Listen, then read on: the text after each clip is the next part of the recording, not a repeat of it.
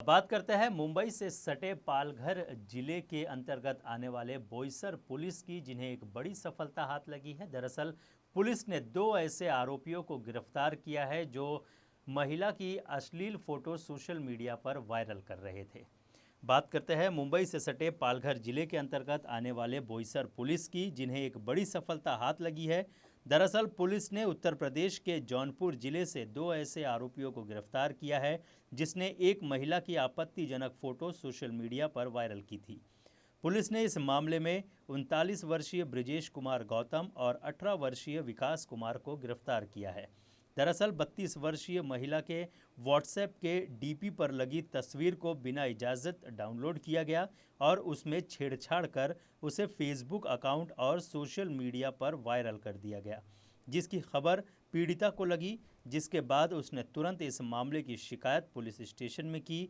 वहीं मामला दर्ज कर बोईसर पुलिस मामले की जांच में जुट गई, जिसके बाद इन दोनों आरोपियों को जौनपुर से गिरफ्तार कर लिया गया। फिलहाल पुलिस आगे की कार्रवाई कर रही है, साथ ही पुलिस बाकी के आरोपियों की भी तलाश कर रही है।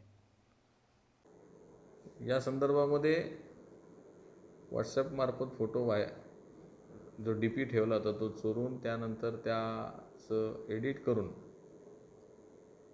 एका महिलेची बदनामी केल्याचा प्रकार आमच्या समोर आल्यानंतर त्या संदर्भात तात्काळ IT ॲक्टनुसार गुन्हा दाखल करण्यात आलेला आहे।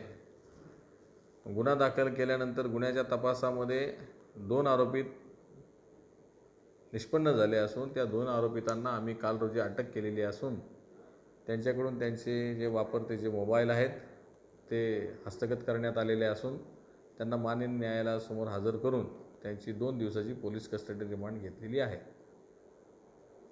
गुन्ह्याचा जो तपास आहे तो माननीय पोलीस अधीक्षक दत्तात्रय शिंदे साहेब, माननीय ॲडिशनल SP देशमुख साहेब व माननीय SDPO वळवी साहेब यांच्या मार्गदर्शनाखाली मी स्वतः करीत असून यामध्ये आणखीन कोणी साथीदार आहे का, या फोटो एडिट कोणत्या साधनाद्वारे त्यांनी केलेला आहे, त्याचप्रमाणे हा जो फोटो आहे ह्या फोटो व्हायरल करण्यामागचा त्यांचा उद्देश काय आहे, या सर्व बाबींची तपासणी करून जे यामध्ये आरोपी आणखी निष्पन्न होतील त्या सर्वांना सदर गुन्ह्यामध्ये अटक करण्यात येणार आहे।